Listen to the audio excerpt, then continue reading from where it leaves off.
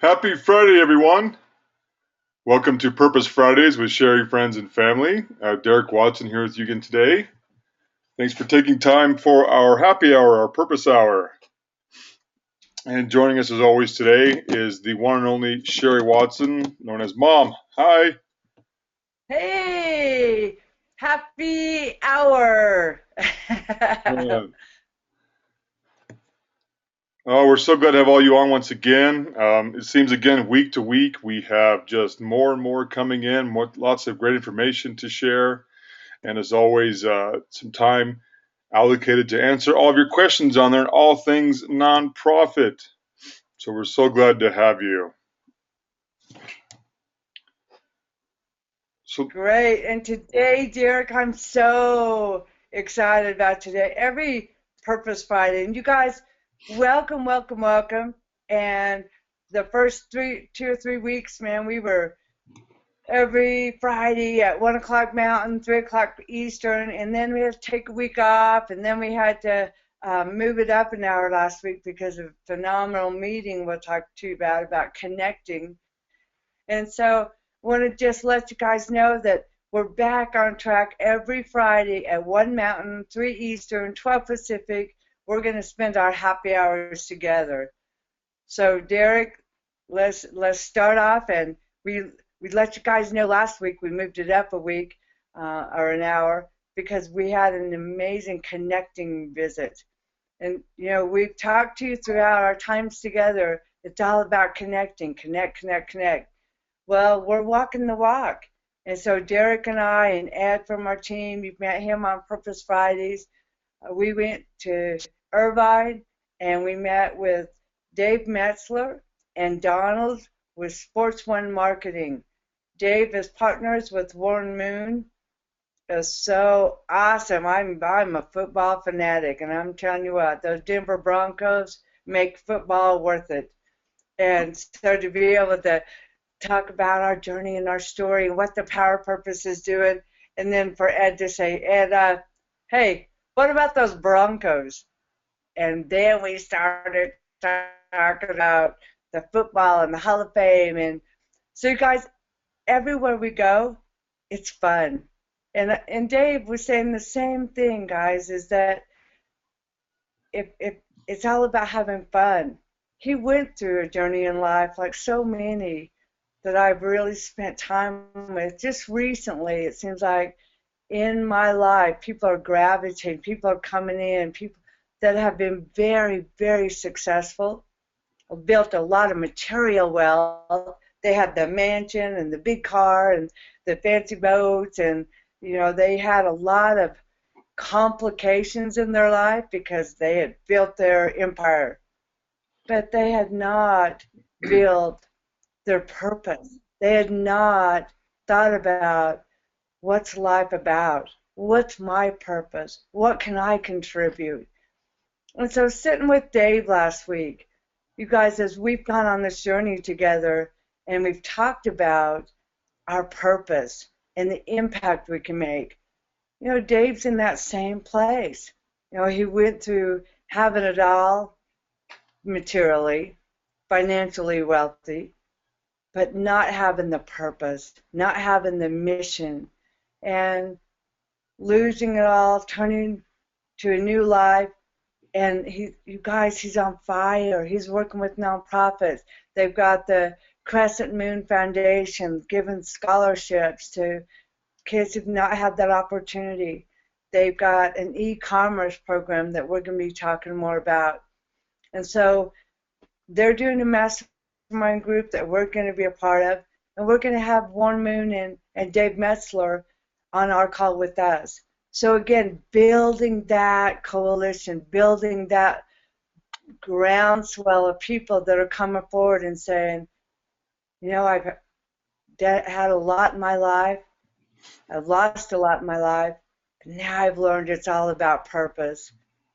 And Derek, I think one of the another powerful time, and this has all come at a time when 2 weeks ago You know my journey. Those of you that have been with us, you know my journey with the Americans with Disabilities Act, with the disability movement, turning tragedy into triumph, learning my purpose at an early age, having everything taken away, swallowing, walking, talking, and learning what we take for granted. What a gift I was given at such an early age. To be now sitting with people my age, older, that are just now looking at what's my purpose. I've been so blessed. And that's what we want to share with you, the opportunity you have to live your purpose now. And we can wrap the revenue and the resources and the financial parts around it. You know, I've spent 35 years in the nonprofit world. I built my career in that world. I have had mentors that are paralyzed from the neck down that wrote the Americans with Disabilities Act, that were the campaign manager for Bush's, that were led the Texas Institute of Rehab and Research, is a professor at Baylor University. There are no limits.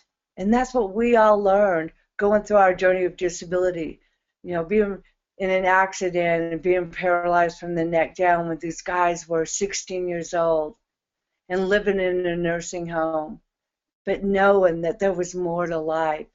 And together coming out, and you guys, I've told you before, amazing what we did as a grassroots coalition. People, we lived in nursing homes, we lived in institutions. There were no resources. Not even a curb cut. Think about that. We couldn't even go on the sidewalks. We couldn't even go into buildings, our own federal and state buildings, the White House, the Capitol. We couldn't even be a part of that. We had no internet, no cell phones. Think about that. You guys, we were a group with no political power, no voice, no money, and no technology like we have now. No Facebook, no Twitter, no all the things.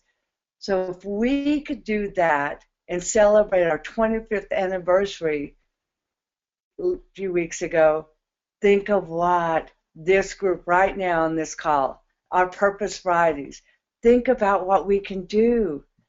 So going through that, meeting with people like Dave, and you know, I was in Tampa a while back again at a wonderful Winner's Circle group. We really brought thought leaders together. We stayed at a mansion. There was about 20 of us, maybe 15 of us, that came together. One of the gentlemen, I'm going to bring him on to the show. He didn't know it yet, so I'm going to have to let him know. One of the gentlemen was Russ Whitney. And many of you were involved with the Whitney education, the Whitney real estate training. I know we were. It gave my sons an opportunity to achieve the financial freedom to go live their passion. And he had it all. And life came to him in a way that inner voice started talking about what's your purpose. Yeah, you've got planes and yachts and boats and trains and real estate and condos and resorts, but what's your life about? And so Russ went through a 5-year spiritual journey, really meeting and spending time with the top spiritual leaders. And, you know, when you have it all and then you hit bottom like that, you're brought to your knees. And he wrote the most amazing book. You guys, it's life-changing for me. And I want to spend some time talking about it. I want to bring Russ on and have him share more in depth, but it's called Inner Voice. What a beautiful, he exposes everything. He tells all. He shares his heart, his journey. And I wanted to, Derek, before we dive into what we're going to talk about today, I wanted to share some of the quotes, some of the things he talks about, the inner voice whispers. You guys have those. You're on this call with us. You're thinking about what's your purpose. And you know, for me, when I knew my purpose, and you guys don't have to go through what I went through to find your purpose. We don't want you to. You know, listen to that inner voice. But my purpose, then I developed the strongest passion doing the things that help fulfill my purpose. So you guys are now looking at veterans housing. You're looking at renewable energy. You're looking at wellness centers. You're looking at that child care center that brings in the spiritual and the whole person being. All of you are working on the most amazing projects. If you're not, you're here thinking about it. You're learning more. You're embracing that purpose. And so when you listen to the inner voice whispers, you get bits of wisdom and advice. You know, and I think all of us have those, but we let the noise in our head, all the naysayers, all the, oh, you can't do that, all the limiting beliefs we have inside of us saying, well, wait, I got to spend my life working and making money, and then I can live my passion. That's not how it works. Don't be like the people that are coming in my life that built the financial empires, lost it all, and now are saying, wow, I spent 30 years not ever realizing my purpose. So I want to read just something out of Russ's book. He talks about the phases we go through in life. Carl Jung, it's interesting that he quoted him. He was a Swiss psychotherapist, psychiatrist. He founded analytical psychology. Now, you guys, hang with me because this is important on the mindset, on the power of our minds and getting rid of those limiting beliefs so that you guys can go out and do what you're meant to do, okay? So I studied Carl Jung in my senior thesis at Fort Lewis College in Durango. As I was getting my degree, my whole senior semester, I studied him. And so when I started really embracing and entrenching and delving into Russ's book, how interesting for him to cite that. After going through this spiritual journey, after finding out what life's really about for him, there are 4 phases. And I want you to listen because I want the phase you're in, when you start recognizing and having that education, it allows you to move on to the next. The first phase is athletic. Think about it. You know, as a young kid, teenager, it's all about how you look, and you walk by a mirror and you want to see how you look. Every mirror you walk by, you look. So athletic is really more about me and my physical being, and you know what impacts us is how people perceive us physically, right? And then it's a self-centered mindset that some never grow beyond. You know people like that. And I think many people in our age groups and our leaving from athletic, you go into warrior. Think about it. Warrior. I'm going to change the world. I'm going to do whatever it takes. I'll fight till the end to get what's right, right? And you're going to have the best of the best. We do warrior things. We're prepared for battle, even when it doesn't matter and isn't necessary.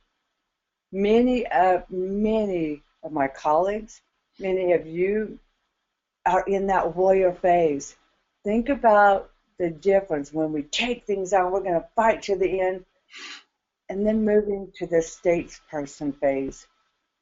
As we gain maturity, we evolve into this phase. And as warriors, we look out for ourselves. As a statesperson, we shift from what's in it for me to how can I make a difference and serve others. We no longer emphasize money, power, possessions as we once did. We like those things. We enjoy those things. Those are part of what we need in our life. But there's so much more to life than that. So much more. We learned that giving is the best way to receive, and it's time for us to take action to leave this world a better place than we found it.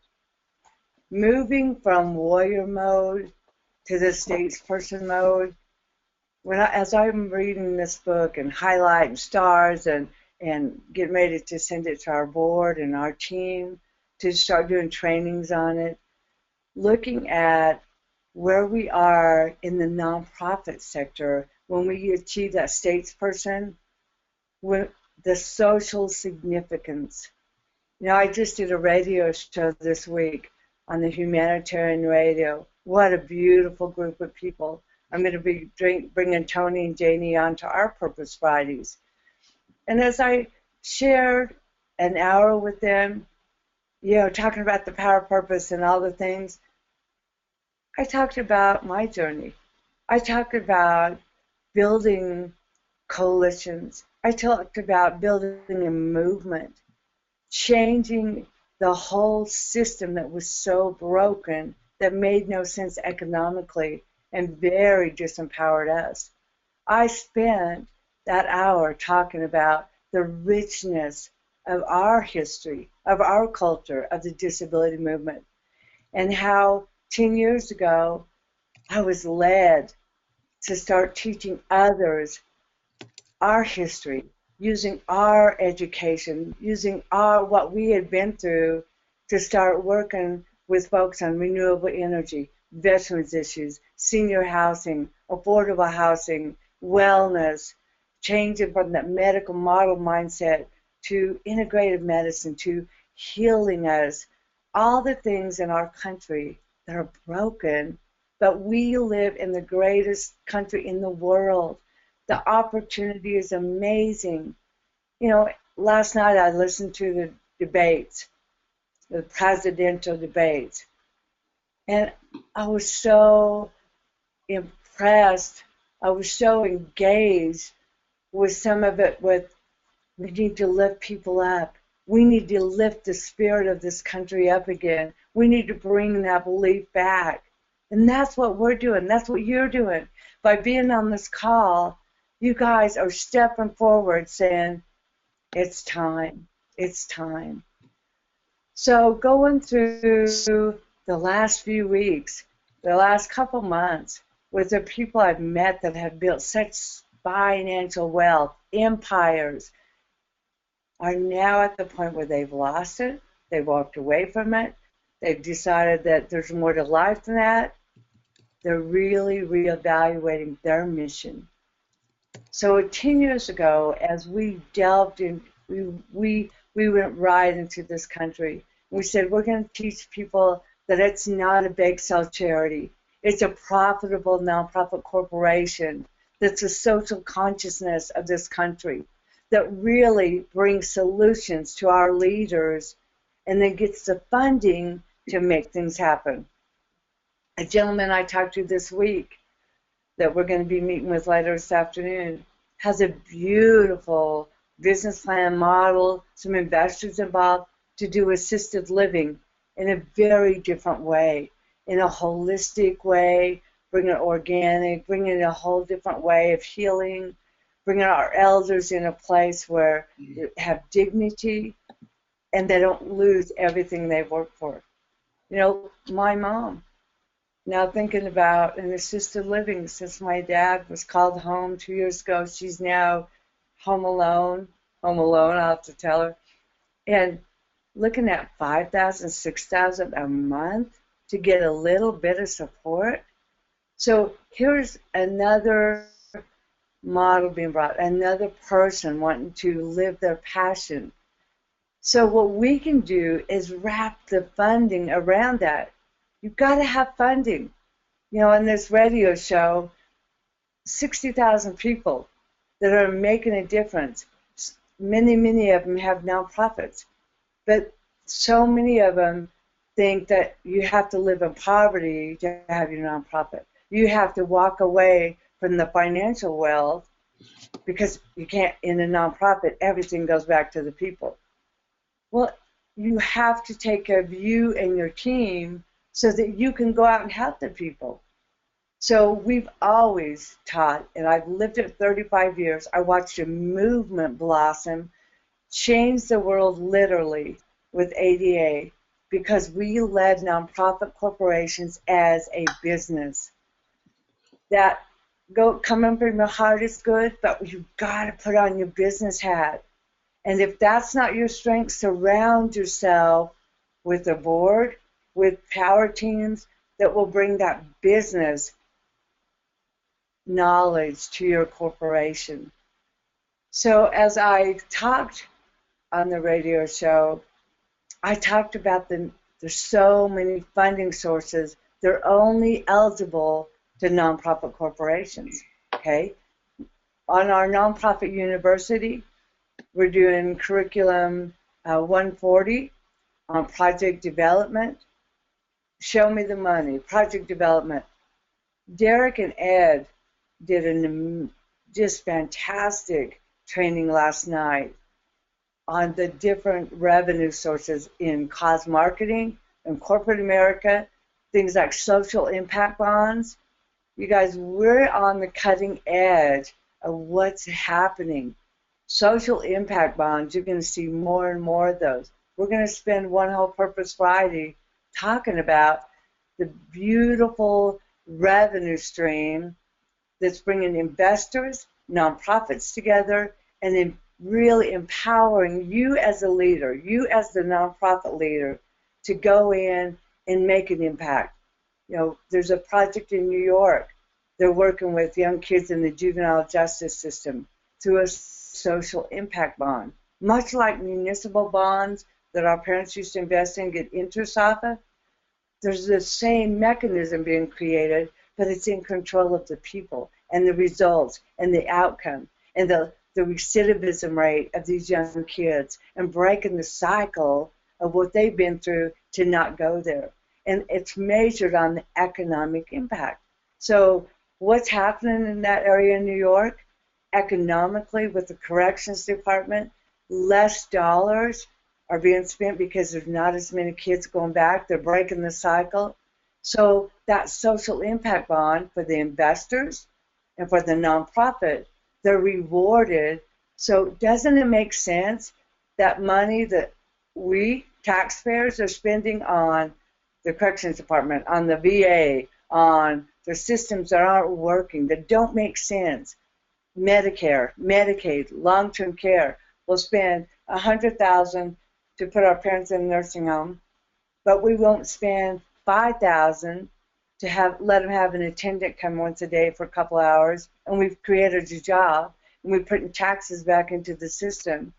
It doesn't make sense. So those are the things that you guys are going to be leading in. You guys are the ones that are here today, and celebrate. You know, Derek and I and Tracy and Erica and Briley just went and saw Inside Out. And I'm telling you, that Pixar movie talking about the emotions, it's powerful. But the emotion of joy, of celebrate, that made me think of that, Derek, the little girl that's the joy emotion. This is fun, you guys. This is so empowering. The social significance, you know, on the radio show I said, yeah, you know, I could show that $1.5 million check from U.S. Department of Treasury. That's the biggest one-time check I got. Usually it's like every month, quarterly, and I got a check at one time for $1.5 million. And yeah, I could show that check up here. And you know what would be more empowering for me is to show a picture of Grandma Betty, of what she looked like in the nursing home and what she's like now living in her home, teaching her grandkids Navajo, weaving. Her hair's in a bun. She's wearing a beautiful velvet and her squash blossom. There's no kind of reward you're going to feel financially, doesn't matter, when you see people's lives changing. You know, when I did the radio show, and I keep talking about it because I really went deep with ADA, and the 25th anniversary just happened, and sharing stories with my colleagues and partners in crime and, my best friends, of what we did for 30 years, what it took, and the stories, and me taking 5 van loads full of people that our services had been cut, and we were threatened with being moved back into nursing homes, and getting the AARP to fund us. All the funding, we talk about cause marketing, we talk about government grant, we talk about foundations, we talk about fee-for-service, products and services. There's so many fundings that no for-profit can access. So when we went to AARP, it made sense because their members, their presidents, are being forced to put their wife in a nursing home. It's in their face. They get what we're doing. They understand the economics. Their political power is above and beyond anything you can experience. When I go to them and say, this is what we're doing, and say, well, I'm going fishing with Pete next week, and Senator Domenici, he was the chair of the Senate Finance Committee, the third most powerful person in this country, and they're going fishing together next week. So you have a voice when you connect. So as we took the van loads of people and AARP and the Agency on Aging, there was funding from all of them for travel. Remember, we're not a bake sale charity. We're not just going to go and live in poverty to make a difference. We're going to empower people to give them the financial resources to go out and do this. And so all that funding coming together and getting on a plane with elders, people with disabilities, young kids, 23 years old with autism, all these different groups that had lost control of their life and destiny. And we financially, as a country, were spending money just crazy on us. And so we got on a plane, we flew to Washington, D.C., we joined 1,000 other people from nursing homes, people that had no voices. We came together and we organized. We had a civil rights disobedience arm called ADAPT like no other. We knew our roles. We had the congressional leaders. We had the ones that would be on the outside raising the awareness, the ADAPT group. We had the folks that wrote the legislation. We knew our different roles. And so as we showed up on Washington, D.C., and we had a parade permit, and we had the policemen right with us, and the 1,500, 2,000, we walked down the streets of D.C., and we walked to the HUD office. We rolled, we walked, we used canes, we had dogs. We carried signs that said real homes, not nursing homes. We were working toward the American with Disabilities Act. We had created this legislation. And I tell you what, there's nothing that I can give you guys, show you guys, checks, money, my financials for my nonprofits, our other nonprofits now, our students that are making tons of money. Nothing can describe what it's like to walk down that street and see 30 people that live in nursing homes that had no chance but to lay there for the next 50 years until they died, and to be rolling down the streets, holding a sign, knowing that they were part of the solution. You guys, that's the journey you're going on. That's what this is about. All the veterans, when we brought on Brandon, and he talked about 22 veterans a day commit suicide, that's criminal. We should be up in arms. We should be at the VA in D.C. We should be talking about this. We don't talk about it. VA doesn't talk about it. So look at the opportunity we have. It's not doom and gloom about our systems broken. When we had the most broken system, the disability movement, where we didn't even have transportation, we didn't even have lifts on buses, we had nothing. And did we stay doom and gloom?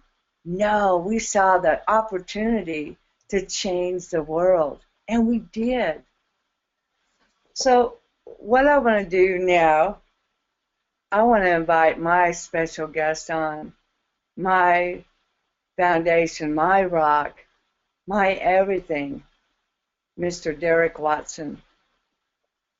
Derek, you so often are in the background making things work, putting things together, making it happen. This Purpose Friday is, as Derek sends you out the emails, he gets you guys on the line. What I wanted to share today, Derek, was so much is happening with us, you guys. When you're on the right path, and you guys are, you're here. You've taken that step. When you're moving forward like this, great things happen. So I want to start out, Derek. I'm going to share a little bit of history with us and Chase. And then I want to tell you guys what's happened the last 2 weeks that you guys can be a part of. That's going to be the greatest thing I think that's ever happened in the nonprofit sector for this country and this world. About 10 years, 8 years, I guess it's 10 years ago. Gosh, time flies when you're having this much fun. But 10 years ago, we had launched our first company to start teaching you guys, to start bringing entrepreneurs, business leaders to understand really the power of the nonprofit corporation. You know, this country, so much of our country is based in the nonprofit corporation. Hospitals, universities, Kansas City Royals, NCAA, NFL, you go on and on and on and on. So you see where it's a powerful entity. But we as entrepreneurs, as business leaders, we haven't been taught that. We know the LLC, the S Corp, C Corp, and all those things to build our business and make lots of money. But we're not taught the 501c3 and the money that you bring in from that. We think it has to be, we have to live in poverty to live our purpose. You guys, I have raised 4 of the most amazing kids that are now young adults changing the world. We traveled the country. We went to Disney World. We did all kinds of great things. In my nonprofit, I had a beautiful salary. I had an expense account. The more and more I went and did, I brought back home to the folks we were serving to empower them for their lives to grow. So I had worked on all the funding sources. The fee-for-service was the one that really launched me into financial freedom with our corporation. When we were getting $50,000 a month passive income, took about $5,000 a month to actually run the program. So we had a healthy investment portfolio where we could do more. That's where we became our own bank. We were able to give the hand up, not the hand out. We did long amortizations. We brought down interest so that folks with disabilities that were moving out of nursing homes, no job, no credit, nothing, they could buy that van with the lift so they could go back to school, so they could go create a career for them and their families. So as we moved down all the different funding sources, state government, the state agencies were phenomenal. They were my champions. The legislators come in and they're your champion. They get the funding. The state agency, that's our tax dollars, federal and state come into it. Then they RFP it out, request for proposal, or NOFA, notice of funding availability. So all that money comes in. They don't keep that money for the state agency. They grant that money out to nonprofit corporations in the community that can take that money and do something great with it. That's where you guys come in. So I learned all of those funding streams. Yeah, for 10 years, had state agency contracts with my last nonprofit. And then as we launched our company and we started teaching you guys more and more, one of our mentoring students was at a big hedge fund meeting in New York City, and they were talking about REOs and buying them in bulk. You remember that, the 50 million, 100 million, and buying the tapes and all that kind of stuff. And there was a gentleman sitting in the room that was talking about, well, he could help them if they would donate a percentage to the nonprofits. And he started sharing how it could benefit the nonprofit and how it could benefit them. And boy, she went up because she was on purpose now, and us mentoring her, she knew there were no limits. She was already making amazing things happen with us guiding her. And so she said, do you know Sherry and her team? Have you heard of them? And I said, no. And she said, well, they're mainly working with a lot of real estate investors, teaching them how to set up nonprofit corporations. And Chase's ears perked up. He goes, real estate investors, I need to meet them. Chase has been doing charitable giving of real estate for 10 years, and 85% of real estate donations were rejected. Now think about that. You go, no way. Think about that. Nonprofit leaders, their corporations, they don't know about real estate. They've never been in that business, and they're thinking about environmental and upkeep, and they don't, What Chase did was facilitate real estate through a bargain sale or straight donation where the nonprofit is never entitled to chain or deed. And so he knew if we were teaching real estate investors, we could be the whole arm in the country that would start accepting real estate. And that was his passion. His purpose in life was to bring this to the nonprofits. Brilliant man, brilliant. We're going to be bringing him on to a call. He's a CCIM, I don't know, he probably has 20 designations. He does keynote speeches.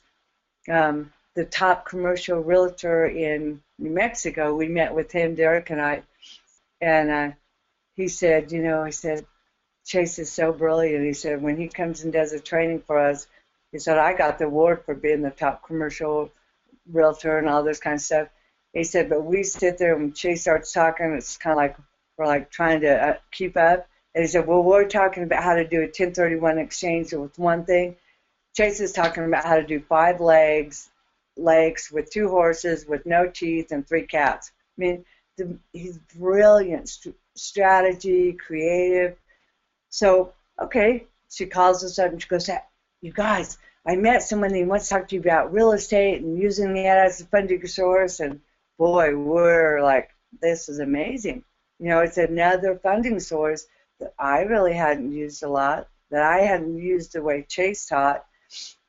And yeah, so the next day we got on a call and she forwarded me an article in New York Times and the Forbes magazine article he was in, and it was like, wow, the credibility, he's amazing. So we all sat there on the team call and said, you know what, if we think this is really going to be the thing that will help our projects, then we'll go wherever he is. And as we talked, Derek, 5 minutes, we're like, where are you, Chase? We're going to come and meet you. We knew that he had a key to what we were doing with you guys to bring you funding. And also he knew we had a key because we had nonprofits that were led by people that would accept it and understand it. So we said, Chase, where are you? I was thinking New York, so we were going to fly. And he said, well, I'm in a little place called Albuquerque, New Mexico. And we were all going, oh my gosh, Chase, that's where we are. And so the next day, literally the next day, we all met. We found out we lived about 10 minutes apart. We met at a restaurant. From that day forward, put together something that said, we're going to do this together. So he mentored Derek. For Chase, this is passing the baton.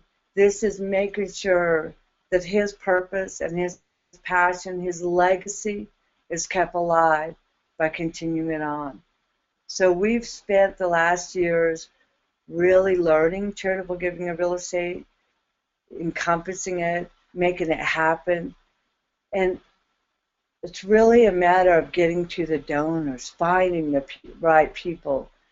And so last year, because Derek's been guided and led and mentored and has taken taken the lead in it, Derek knew that we now need to develop something that goes out to donors in a bigger way. So Derek and his team developed the Power of Free Real Estate. It's a software program. And Derek, I was thinking one of these Purpose Fridays, I'd love to have you come in and do a demo for us and show everybody the opportunity with the Power of Free Real Estate.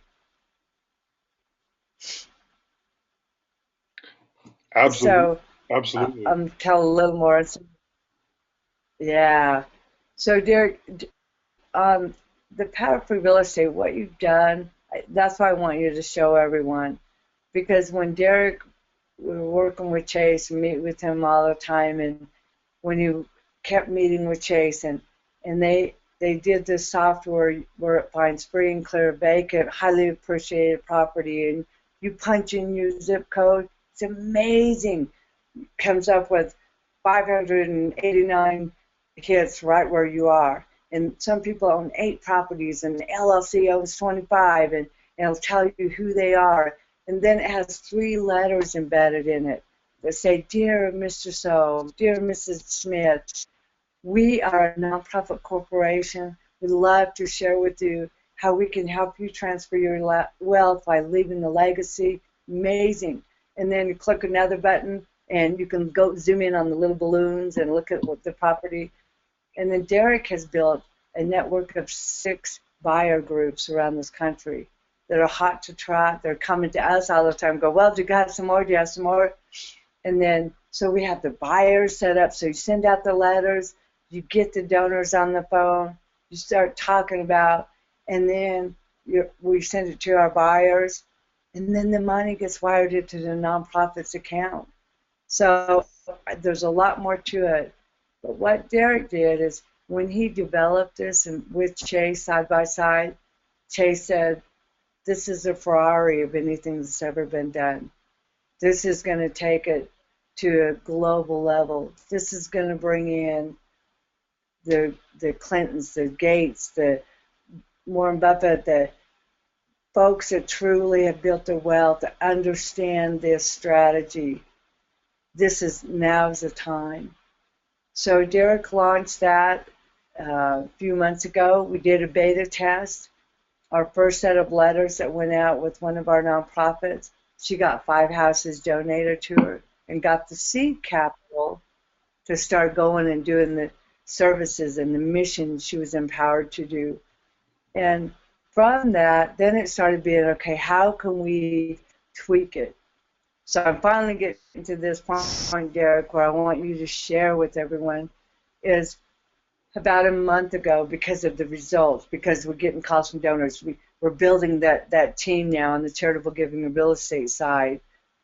Derek said, and Aaron and the team came together, and they talked about now it's time to bring our top mentoring students together to do a mastermind, an inner circle focus group, to really work on the marketing, what's working best, what's getting the best results, handwritten, how can we get the results, and then talking to the donor.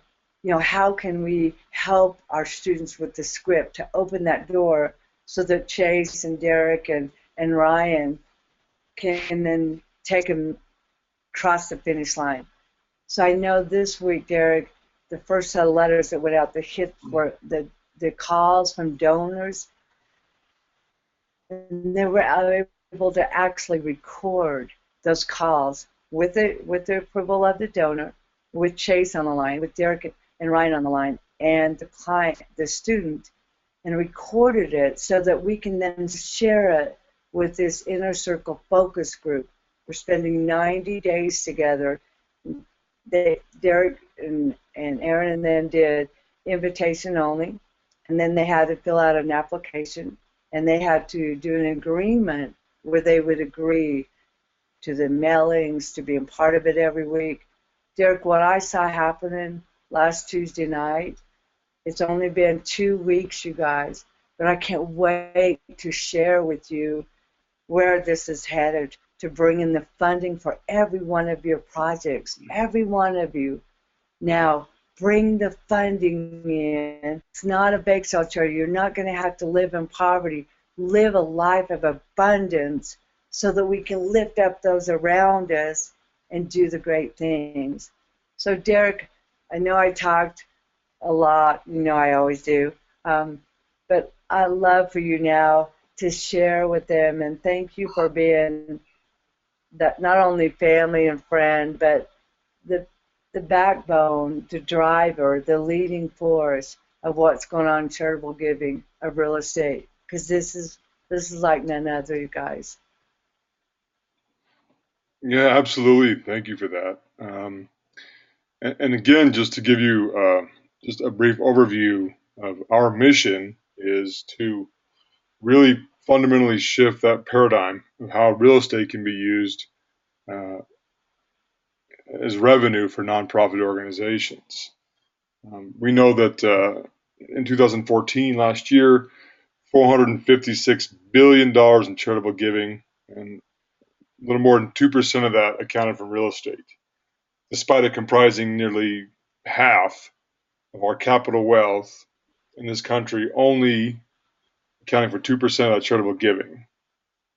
So obviously one big disconnect and also huge opportunity for us. And that's what we've set out to do for years now, and also helping our students facilitate real estate donations all over the country. And with the launch of the software we developed last year, where we can now go directly to these properties we know that are qualified for this type of transaction, to now fast forward a year to this inner circle focus group.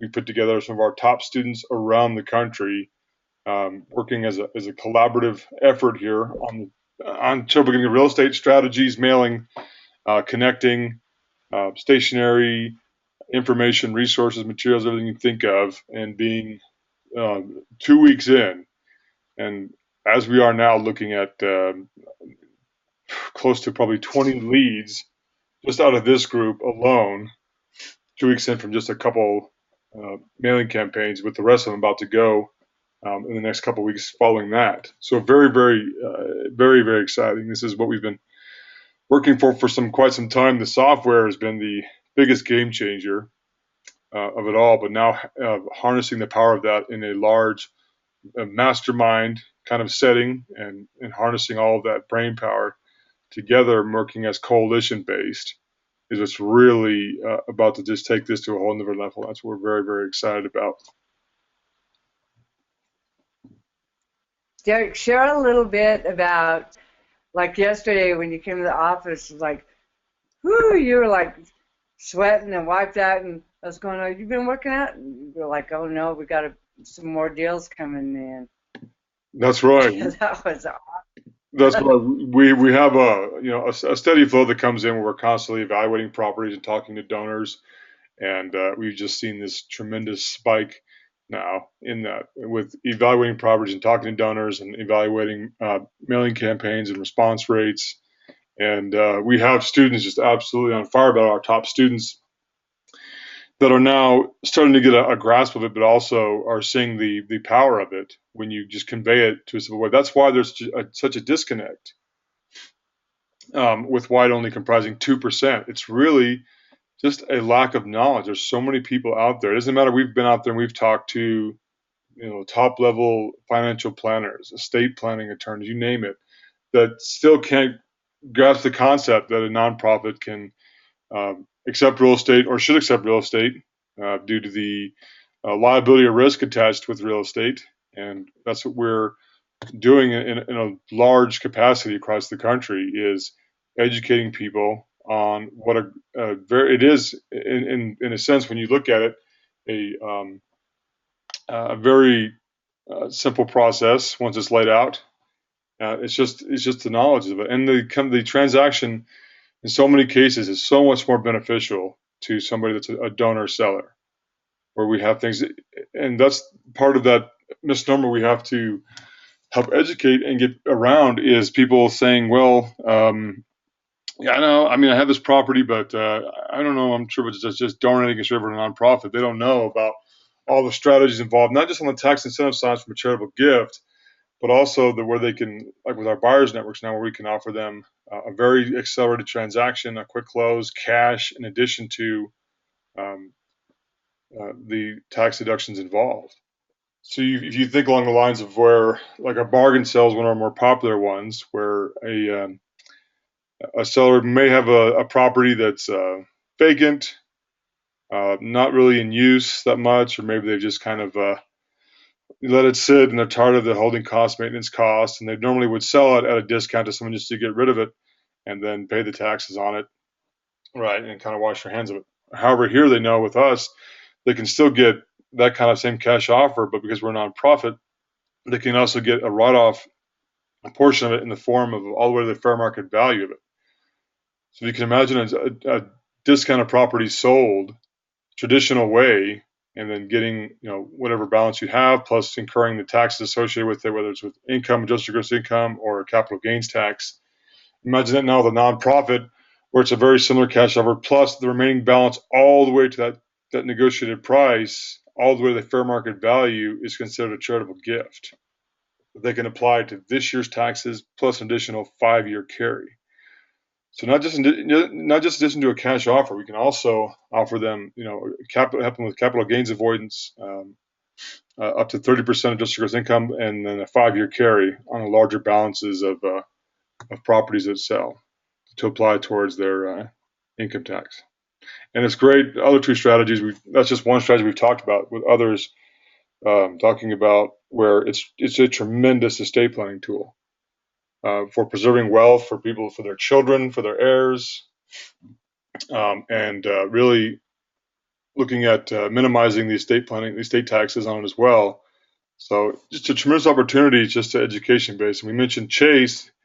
So what we've done for years is educate nonprofits on this process. We've also have now come in and facilitate the transactions for our mentoring students. We've actually built the entire infrastructure for them, where they'll access the software, send out mailings, and once they have a lead that they refer over to us, we can pretty much take them through the entire process, facilitate the entire transaction, contract negotiation, evaluation, closing, forms, for their tax write-up, everything, all the way to where we just simply wire the funds into their account. And Chase has now written a book called The Secret Power Behind Real Estate Donations, geared towards just educating donors now about this, because we've been spent a number of years educating nonprofits. We continue to do that. We've also, again, created that pipeline to facilitate for them, for our top mentoring students. But now we're also gearing up towards, and that's part of this mastermind as well, is educating the donors on all the tremendous advantages of using these strategies versus a traditional way, or just letting a property sit and just incurring those holding costs, maintenance costs. And in many cases, we talk to sellers from this mastermind group alone. We have a group, for example, this couple is looking to retire. So they've been steadily selling off their real estate over the last year, 18 months. And they've been getting hit with some pretty good capital gains taxes, as you can imagine. But when we spoke with them, we showed that if they were to, again, sell a couple of them to a nonprofit, or donate some while they're selling the rest, that they could use that gift to then apply towards those capital, help offset those capital gains taxes. And it's a huge solution for them. They're very, very excited about that. Just one example of what you can offer people, solutions on properties like that.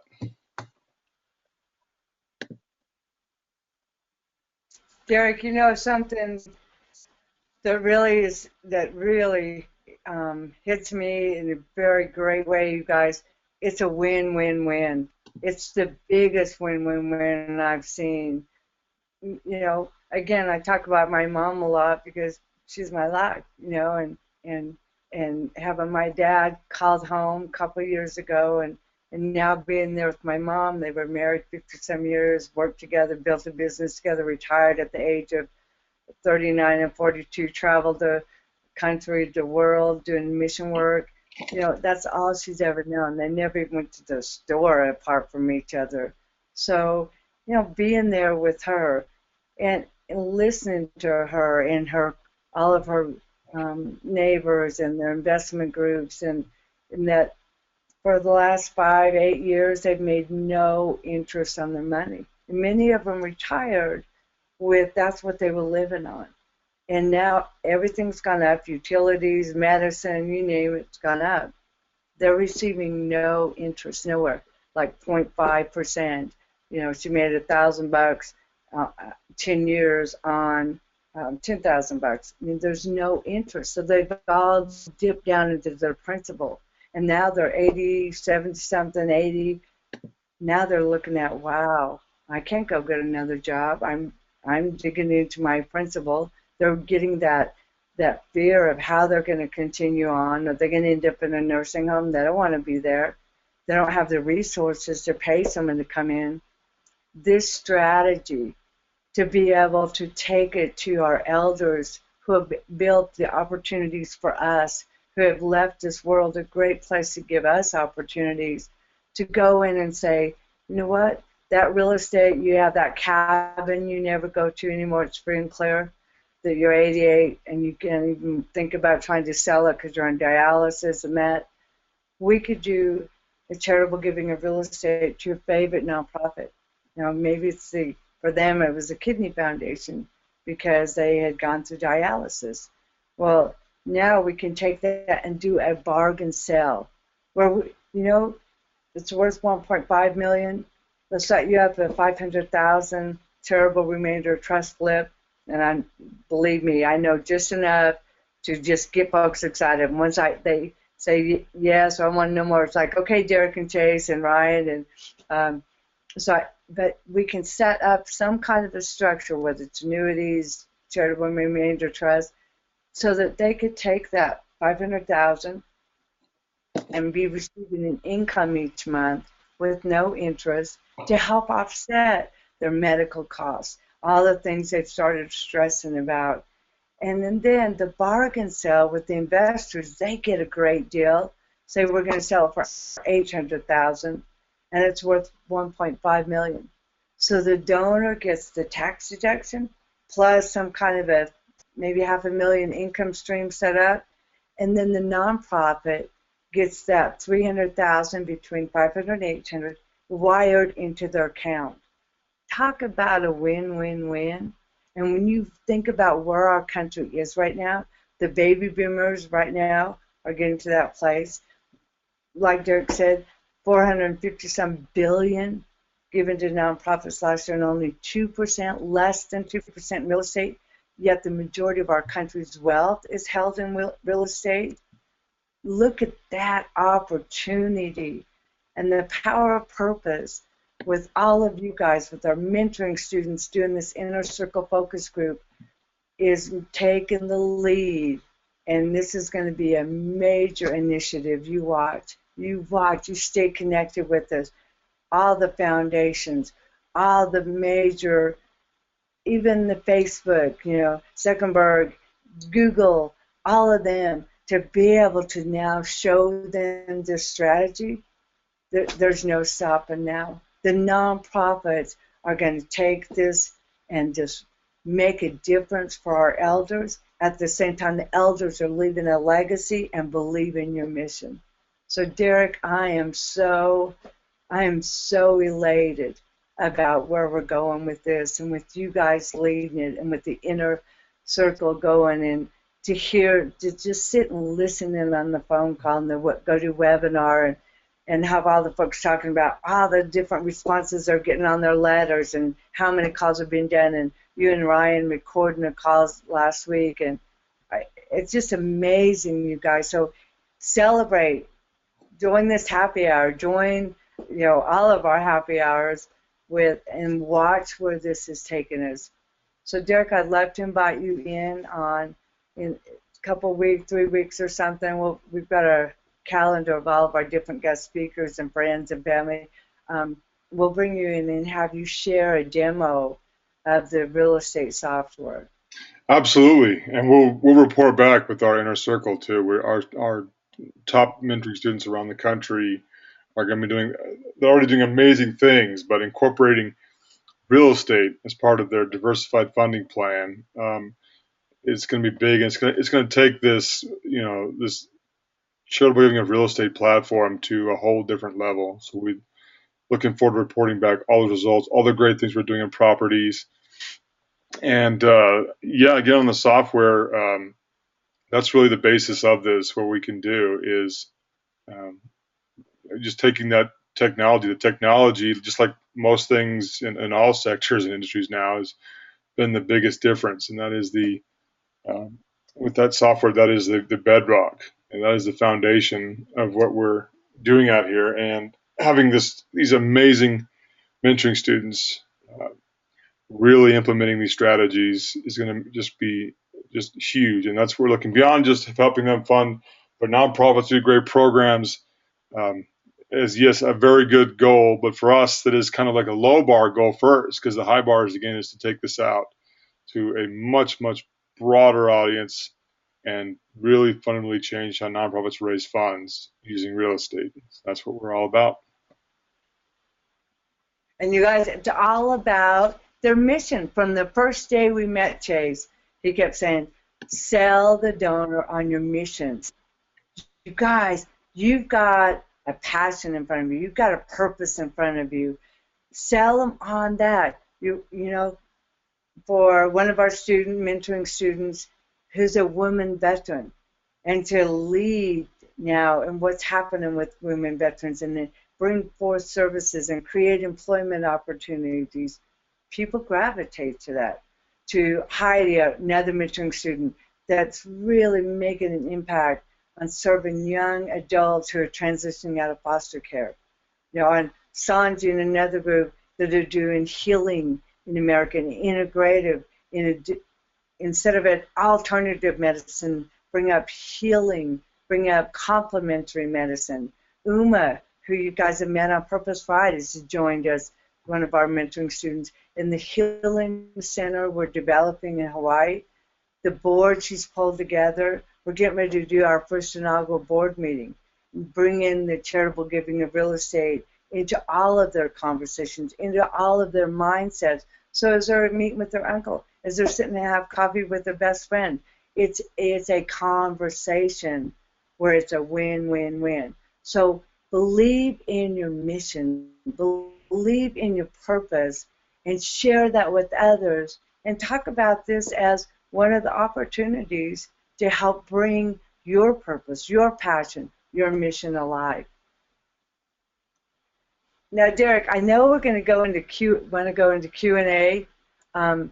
I don't know if you can do this, but I got a text, and I would love to unmute the line for Jerry Conti. Can I you know do that? I saw him on, yes, I saw him on the line on the attendees. So our good friend Jerry Conti, amazing guy. Let's bring him on. Just say hello real quick. Oh, I love, Great, and you great. guys, let me tell you about. Let me introduce Jerry. Jerry lights up any room he goes into. His smile is the most contagious smile I've ever seen because it's from the inside out. It's like he's so full of joy.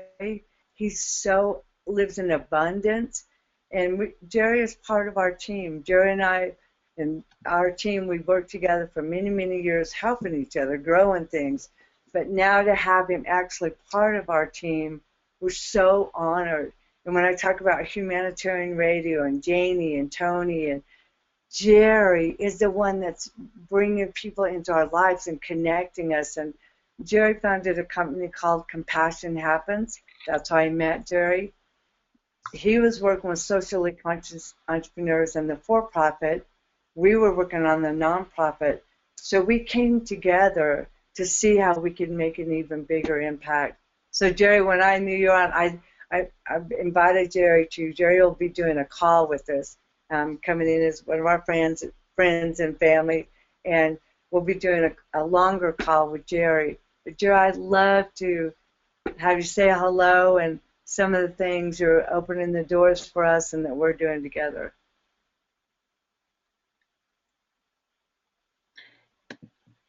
Yeah, Jerry, I noticed you're muted on your phone, so I sent you the audio pin, 39 pound. So why don't you go ahead and get your audio going, and then we'll introduce you and bring you on for a bit. In the meantime, we have a couple of questions. If we take a few questions while Jerry's getting set up. Okay. revolving on the real estate that's come in. So, for example, we have some couple questions here from Barbara Calloway. Hi, Barbara. Nice to see you on again. Hi. Barbara asks, do the properties have to be paid off or have large equities? How about if they are full of tenants commercial?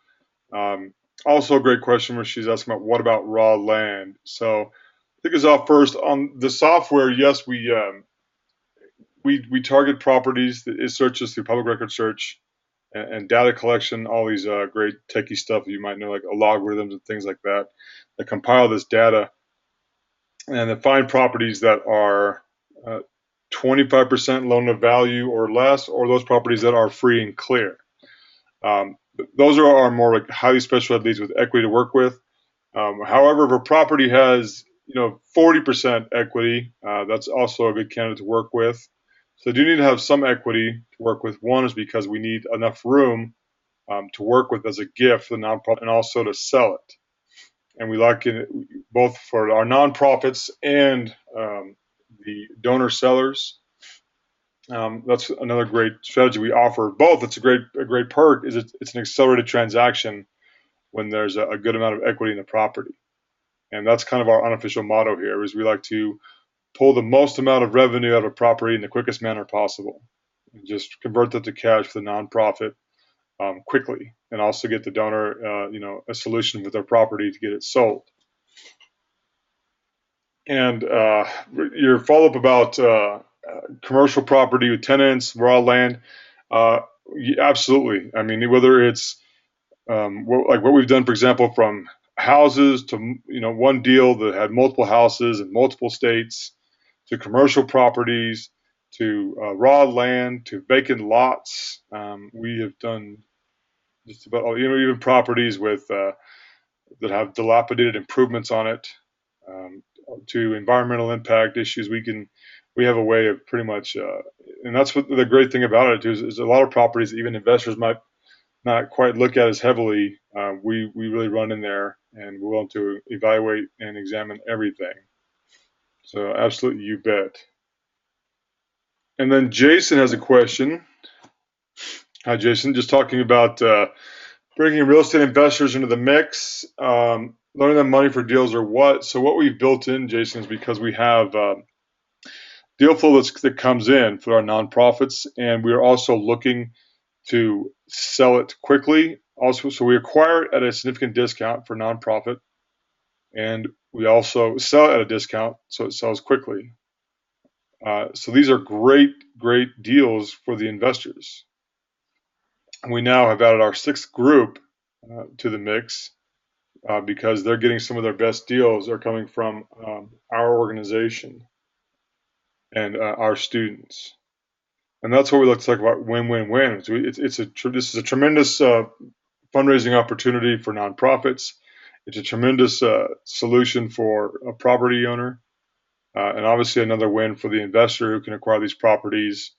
And what's great about having multiple properties, they know they're coming from nonprofit, so they're willing to kind of compete a little bit and pay a little bit more because they know they're still getting a tremendous deal of great value, but they know that obviously the little bit more they're paying, it's benefiting a great nonprofit organization.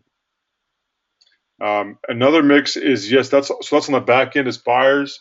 A case study I'll show you about one that was here in Albuquerque with Chase that we did last month. Was here in Albuquerque. It was a commercial property worth about $900,000. And we had an investor come in with $400,000. Okay, and the nonprofit then had a price from a third-party buyer investor at $550,000. Okay, so the original donor, that's a $900,000 property that was clear. So they got $400,000 cash plus a $500,000 gift because it's up to the fair market value, right? It's not what the property sells for; it's the fair market value. So a portion of that goes towards applies to their adjusted gross income, and then the other investor that came in that bought for $550,000 got a property at that price on a property that's after repair value is probably a little over $1 million. So he got a tremendous deal. from that. So you see how that wins for everyone. $150,000 went to the nonprofit. The original owner got some cash with some great tax incentives, and the third-party investor that was brought in picked up a property, at nearly 50% on the value, around that range. So win-win-win all the way around. So that was a And strategy where investors came in on the front side versus the back side as the end buyer. yeah. And Derek, for me, because I don't know real estate like you guys do, it was like when I first was learning, I was thinking, why would a donor give away, $400 property that's worth 900,000? Well, sitting and learning that this gentleman was been eaten up by taxes. He tried 3 different things in that building. Nothing was working. It kept being vacant. He was paying $30,000 a year just on upkeep, for a vacant building. It's just eating him alive. So my gosh, what a great benefit to the donor to get out of that property, no cap gains, get the income, and make a difference and leave a legacy. So now you, Derek, you guys are really, every deal you take us through, it's like, wow, what an impact to the donor. They're not just donating property, and that's what a lot of people think when they first hear it. They're like, well, why would I want to give my $1 million piece of property away? Well, again, sell them on your mission. And then, Derek, all the things, when you guys get them on the phone and the recordings with our top mentoring students that you have now on the Inner Circle focus group, amazing way to help them with the scripts and listen to you and Chase and talking to the donor. And this is phenomenal opportunity for you guys to get involved with this on something that's going to revolutionize this country. Yeah, There's no doubt. And again, think about that in your community, colleagues, friends of friends that have a situation like that. I mean, this owner of this commercial property was year to year, was vacant, so he was negative $35,000 to $40,000 a year in holding costs and maintenance and taxes, right? So now that end result where he has that cash and also that large of a gift that he can spread out over this current year plus an additional 5 years on just one property, right? Tremendous opportunity. Before we get to more questions, let's bring on, again, we talk about Sherry, friends, and family. Let's bring on some family. That's what we considered him. And let's welcome Jerry Connie. Woo!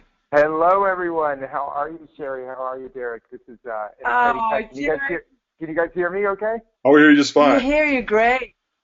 Okay, perfect. Well, I have just been enjoying this conversation for the last, I guess it's maybe a little over an hour. And I have been just enjoying hearing you again, Sherry, speak your passion, speak your truth. You too, Derek. It's been just an enjoyable call.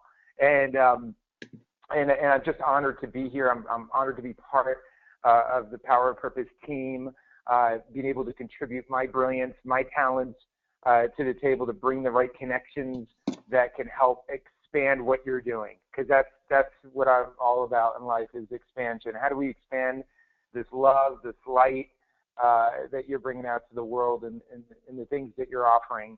I have had the great privilege to work with your other son, Aaron, who's just an amazing young man who is doing such a terrific job on getting the word out about what you guys are doing. And I'm just so honored to be in this space. So I love the fact that I'm able to bring the right people to the table to help expand this message. And just a little bit about myself, for those who don't know who I am. I've been a serial entrepreneur pretty much my whole life. I've been running businesses for the last 20 plus years. I've been an entrepreneur. I consider myself more of a social entrepreneur these days than just a traditional entrepreneur. What's the distinction is that we want to make an impact, just like what Sherry was mentioning earlier on the call about having a deeper purpose or deeper meaning in what you do in life. I know that Sherry, you also mentioned David Meltzer, who's a business partner of mine, And I'm so excited about David, really meeting you guys. I know Aaron had met him about a month ago, and now you guys have been able to connect him through our other partner at Roll. It's just really exciting to see how everything just comes together full circle. And David lives by this principle, which I have now adopted, which is to make a lot of money, help a lot of people, and have a lot of fun. And I know that that's the purpose of your company too. And I'm just, I think social entrepreneurs can change the world. I've known that. I've been in the socially conscious space and social entrepreneur space for about 6-7 years now. And I was thinking, when you can combine the opportunity to do good, to do well by doing good, there's no better opportunity to be in. You're living life to the fullest. You're having fun. You're making money. You're helping other people make money. And of course, you're working on the most important people in this world is those that we can help.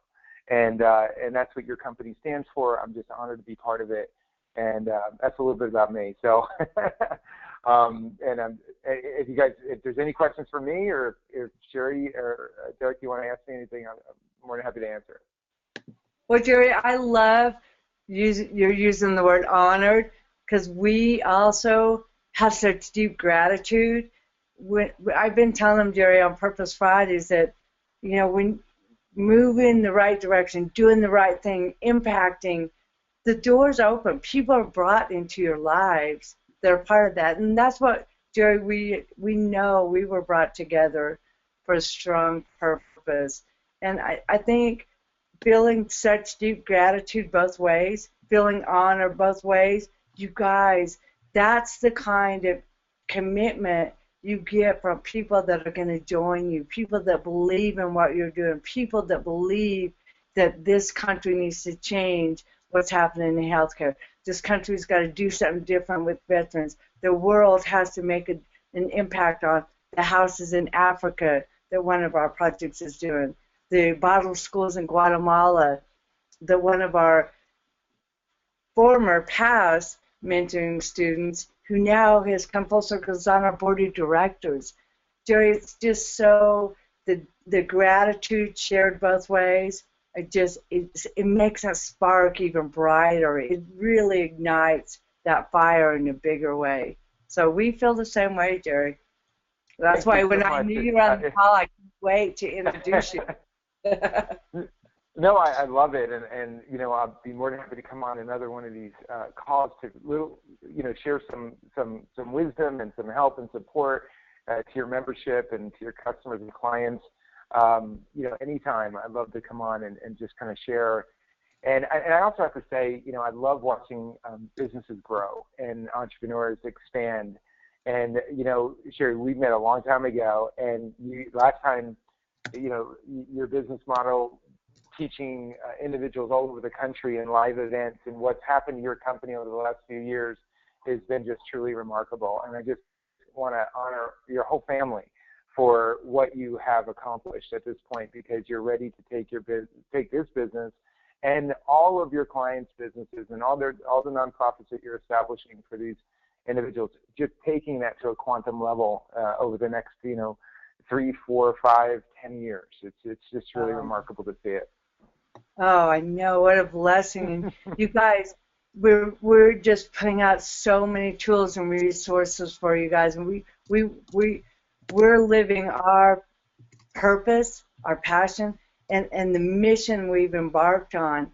And so not only Purpose Fridays, we've got Nonprofit University. Jerry, you introduced us and brought us together with Janie and Tony with the Humanitarian Radio. And Tony said something this week that I wanted to share with you guys. He said, getting ready for the radio show, I did my due diligence. I went on your website. I did the Googling. And he said, I have done music for 30 years, and he does positive music. His music is beautiful, because I also studied them and went into their archives, and he truly is about making an impact, a difference through music. And 30 years ago, he left everything to go do music when everyone thought he was crazy. And now through the radio station, he's able to have the platform.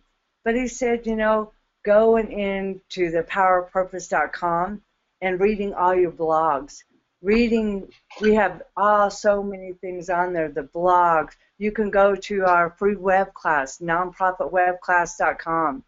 Go entrench yourself in all the tools we're putting out there, because Tony said it ignited something that's been in him. Again, that passion that was brewing, and he knew he had a strong purpose, but now it took it to the next level. It's like, you know what, we can do this. And so you guys go check out Nonprofit Web Class. Go to the Power of Free Real Estate and talk to Derek about what's happening there, and the inner circle and the focus group that our top mentoring students are in. And then we've got the curriculum in Nonprofit University is amazing. We've got mentoring. We have the most powerful mentoring team.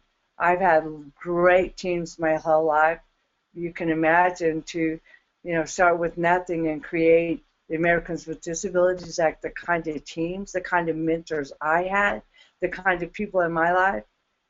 This team I have now that we've assembled is like no other team I've ever worked with.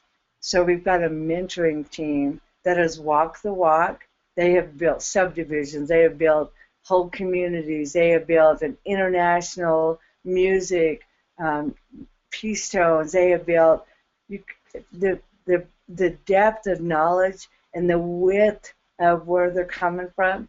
So stay connected with us with so many tools. Derek and the team Aaron and Derek are really the lead in putting together certifications. You're going to hear a lot. You guys, our Purpose Fridays will share with you where we're going with certifications.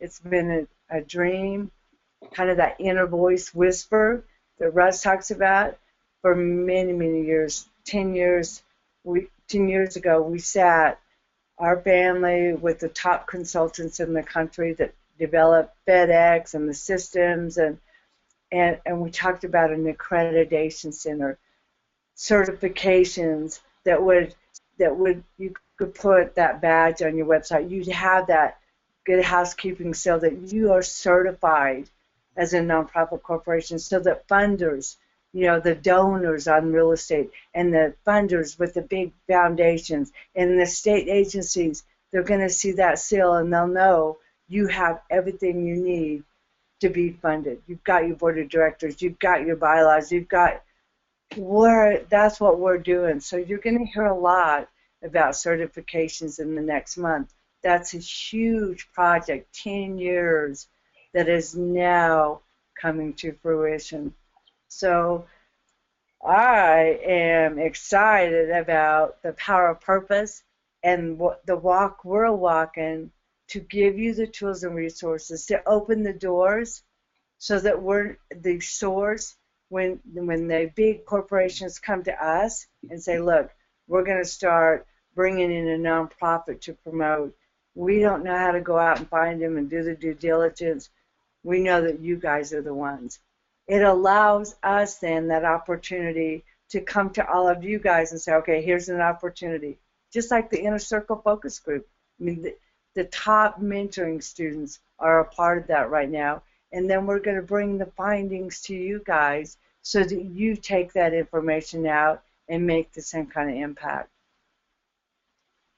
So, Derek, let's take a few more questions. And you guys, I'm telling you, time goes so fast when you're having fun. You know that saying, time flies when you're having fun. Yeah, you bet. I've been responding to a few of them via chat here. So we'll just kind of go through a little rapid fire. So again, yes, the name of the software was the Power of Free Real Estate.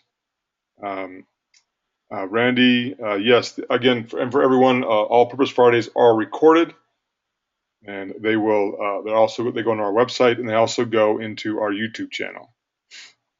Kathleen Solomon, I'm going to bring up. Hi, Kathleen. Nice to hear from you again. Nice to see you. Remember Kathleen from one of our live events in Los Angeles. Yeah. Kathleen has just a great comment I want to highlight real quick. She was just talking about having some of our top students as guests on Purpose Fridays, and you bet that is in the works, Kathleen. Right now, we like with having Jerry jump on today and some others, we have our friends, our family, our top students as like a showcase and spotlighting all the great things they're doing.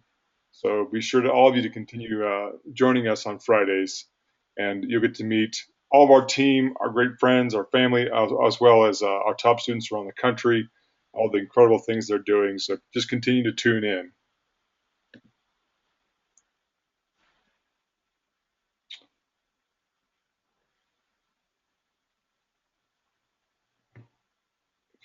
Okay, moving on here.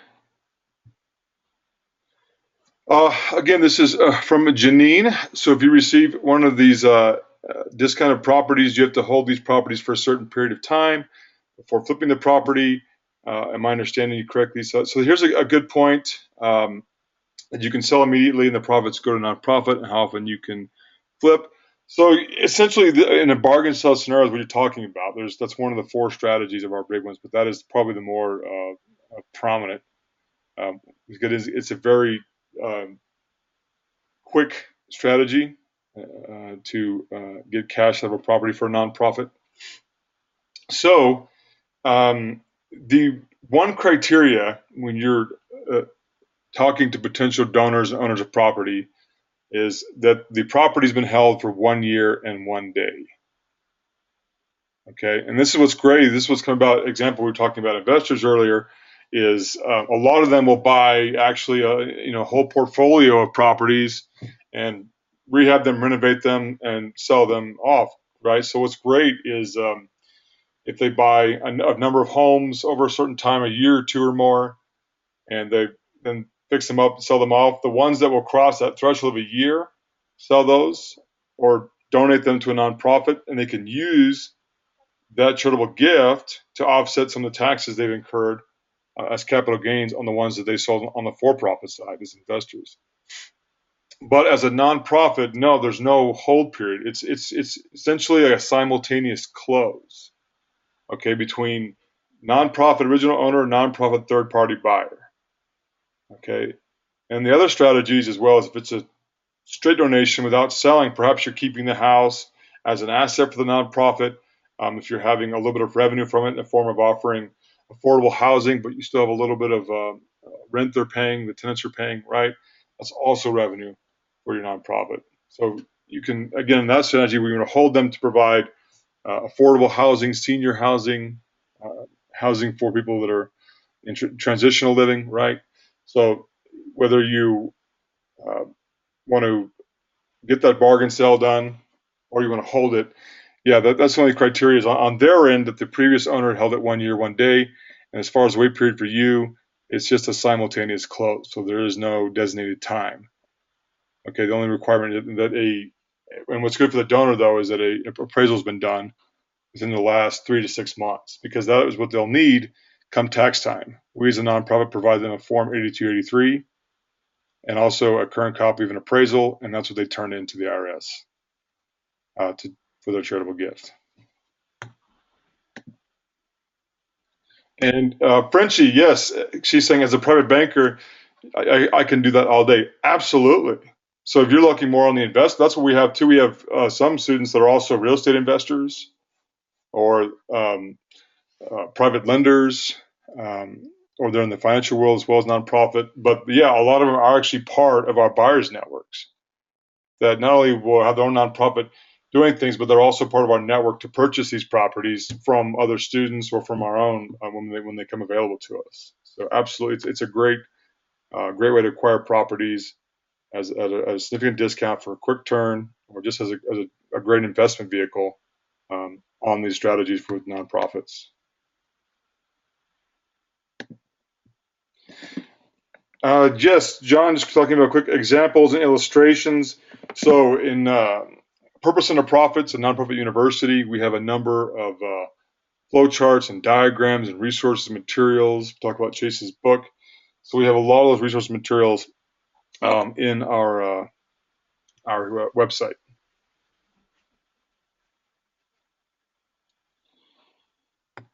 Quick question talking about this is applicable to REITs, real estate investment trusts. That would most likely be similar to as you would if it was like an investment fund or hedge fund that holds those properties. A little bit trickier there. Just the same way that you might have the same way profits are distributed to a REIT or a fund, right, across all of the people that involved. The same way would be to the trustees there in the REIT as far as such. So it would be a little bit different because it would be more applied broadly because it's not on an individual basis. It's working more of like a collaborative within a REIT or an investment fund. Great question though, Tim.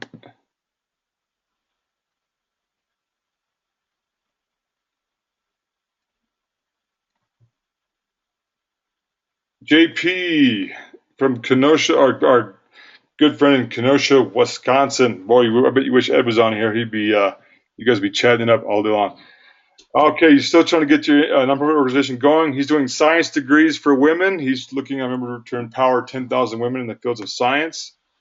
Looking for mentoring. Yeah, again, probably we don't, this is all content due to pitch, but if you've seen the application form, our mentoring program is application only.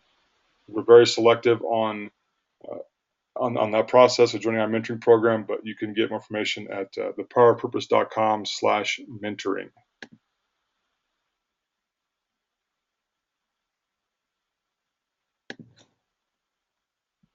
Okay, Derek, let's take 2 more questions, and then we'll take the rest next week. So yeah, we're running a few minutes. We're doing pretty good today, running a few minutes long, but let's do a last call on our Q&A. Jason, again, just talking about REO. And again, REO, it's a little different with banks. They're on a different set of guidelines for donation as individuals or even as companies. However, there have been a number of programs from Chase to Wells Fargo. We had a student that had a property donated from Wells Fargo recently.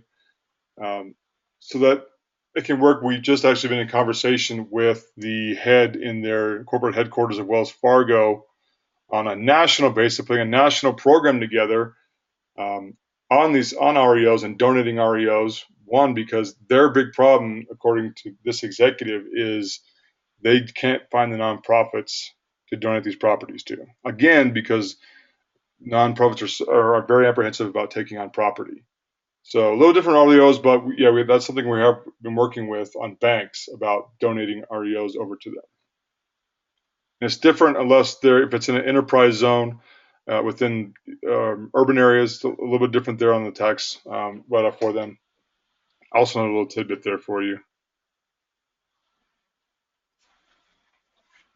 And the last one, okay, we'll do one more from Helene here about approaching a silver property that's been available for years to see if they will consider being a donor of real estate and the benefits of being a donor. One is just, again, it's 2 things. Okay, it's a kind of a 2-pronged attack. Let's say here, it's along the lines of doing something philanthropic and also offering them a solution on their properties. Are they just kind of the burnt out on the property? If it's landlording or if they're needing a little bit of mortgage relief, some tax relief, okay, that's kind of the best way on the approach side of it. But make sure you qualify it first so you don't run circles around that. There is, like we talk about, that's kind of a good benchmark, about 40% equity or more. That way, there's enough room where you have ways of a quick exit strategy, nonprofit, or if you need to sell it, you can sell quickly and still generate revenue from it. That's typically the good benchmark to have. And once again, if you said they've owned it for quite some time, which is great, just make sure it's 1 year and 1 day. And then from there, yeah, absolutely proceed forward and talk about how on that solution side, but for you as a nonprofit, how you can convert this property they may have that's not really doing much for them. Might be a non-performing asset, they might be tired of it, or just looking for, a wealth transfer strategy on how it can benefit your organization, all the great work you do, and help benefit people in need in the community that property is located, where they're located. So that's a really good initial conversation to have. Well, and Derek, I'm not sure what contact information we get, but you guys, Derek also is executive director and leads our national nonprofit, Living Legacy Institute, and he's built a whole team that they go out and talk to donors and assess their property, and students like me, they'll just get folks engaged, excited about what we're doing, our mission, and say, you can really be a part of us through charitable giving of real estate, and it intrigues them and they want to learn more. And then I call Derek and Chase and Ryan and say, okay, guys, and let them help see the opportunities for the donor and facilitate it. And so Derek's nonprofit is the facilitating entity at a national level. So anything, any properties you guys look at, anything that, like, wow, people, you know, get the resources on Nonprofit University. We have webinars, we have videos, we have handouts, we have case studies, we have more on charitable giving, a whole library on charitable giving of real estate. So Derek could say, for example, Jason or one of them finds the property that, wow, this is really a good one. You know, keep connected with us and let our team, Derek and Chase and Ryan, let the team of experts take it the next step. So my job, your job, is to just go out and let people know this is a huge opportunity for the donor, for the nonprofit, for the country, for the world, for the goodness of what we're doing. So get them that way, and then don't try to go into all the details. If I were to go into understanding it, they'd probably walk away. I don't want to know that. We have a team of experts. That's their expertise. Mine is to sell people on our mission, on your missions, on the projects you're doing, on your nonprofit, and then let the team come in and facilitate.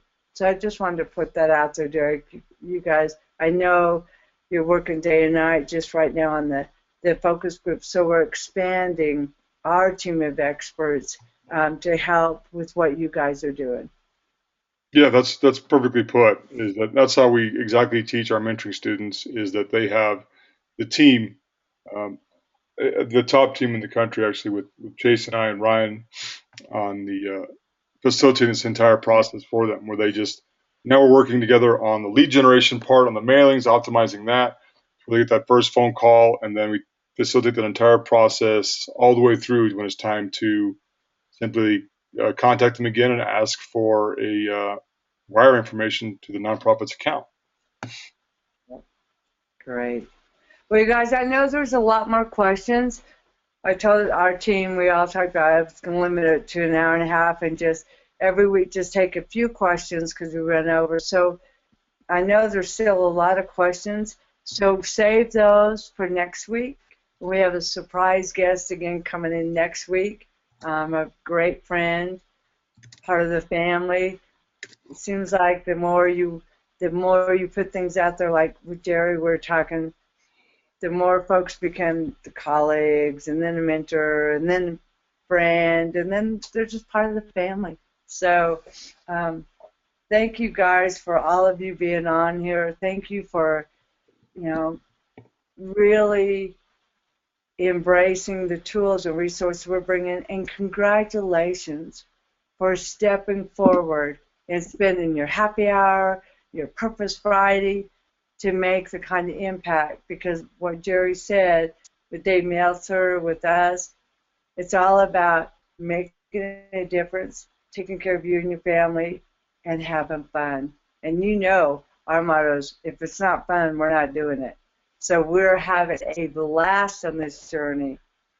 So I want to end it, Derek, with a quote in Russ's book, when he has inner voice whispers every so often, and I highlighted one for all of us for today, because we've talked about financial wealth and having material wealth, but being bankrupt on the spiritual wealth, on what drives us. And the power of what we're teaching, the power of my journey for 35 years is I got to have both. I got to have financial wealth, and I got to have spiritual wealth, social significance. Our students now are really experiencing that, and you guys too. So what a great inner voice whisper to end with.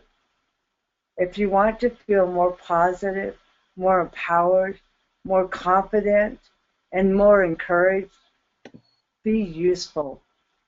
Making a difference for others makes the biggest difference for you. So when I talk about my journey and what we did with ADA and how we got people out of nursing homes and how people controlled their life, you know who it got most empowered? It was me. Seeing people's lives change, there's nothing like it. So the financial piece is so important. We've got to have that to experience the spiritual piece, the social significance piece. So Derek, thank you today for sharing this opportunity and what you're leading and what you and Aaron and the team put together on the focus group, because that's what brings us to the spiritual wealth, the social significance, is that financial wealth piece that is weaved into to experience everything. So thank you, Derek. You bet. We'll look forward to talking with you guys every Friday, and always more and more exciting stuff to report. So stay tuned with us. All right, you guys have a fantastic weekend and live on purpose and develop that passion to develop things that build up and fulfill your purpose. Absolutely. Have a great weekend, everyone.